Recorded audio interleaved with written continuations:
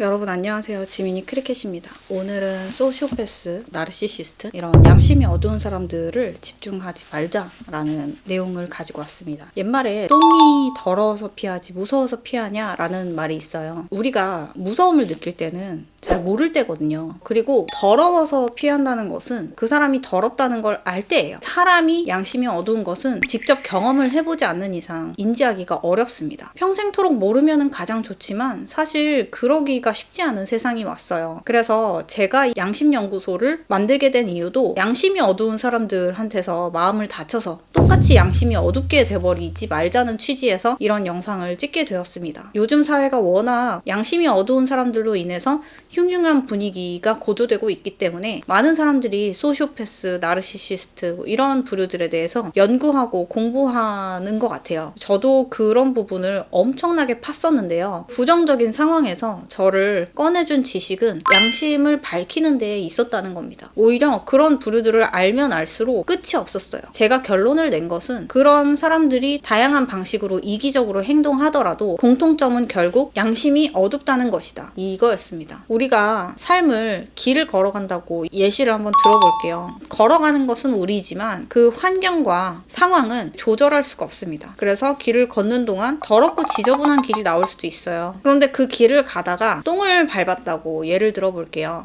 그러면 너무 불쾌하고 냄새나고 갑자기 낭패를 뒤집어 쓴 것처럼 화가 나잖아요. 그게 일종의 이기심이 가득한 사람들을 만났을 때의 경우라고 보시면 됩니다. 그 상황에서 우리는 무엇을 해야 될까요? 아, 여기 똥이 있어. 이게 똥이네. 똥 너무 더럽다. 이 똥은 어떻게 생겼고 이런 똥은 이런 길에 나 있어. 이런 식으로 똥에 대한 연구를 하지 말라는 말이에요. 우리가 해야 될 것은 똥이 튄 부분, 똥을 밟은 부분 그런 것이 씻을 수 있느냐 먼저 체크를 하고 할 수 없다면 버리는 방식을 과감하게 선택할 줄도 알아야 한다는 겁니다.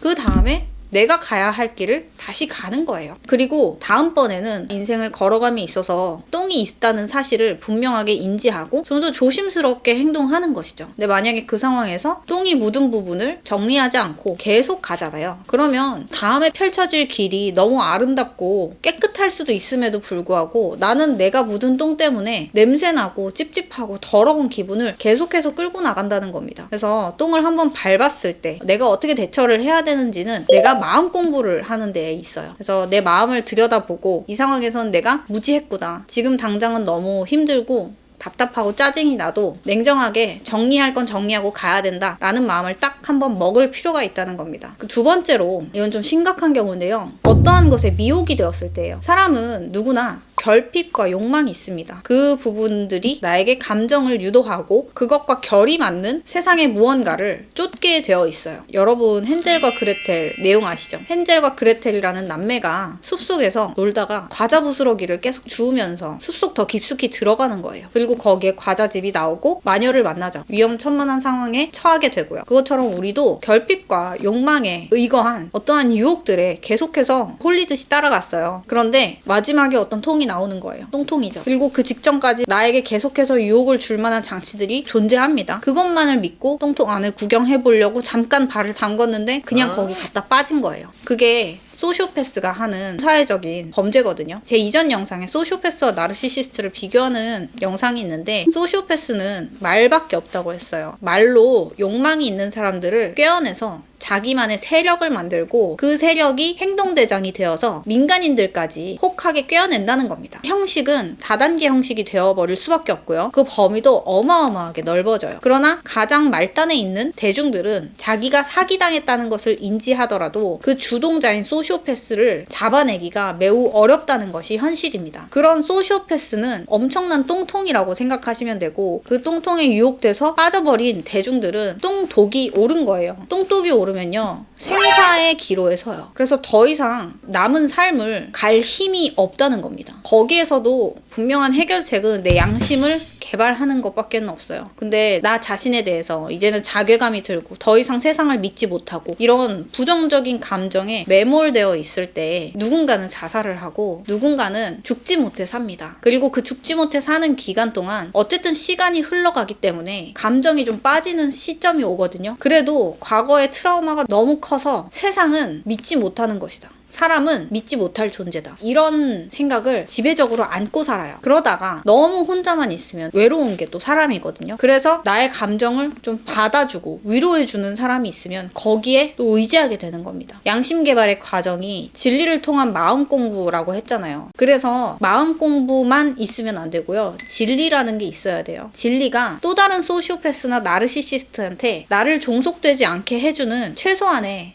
보호막이자 장치가 되는 것입니다.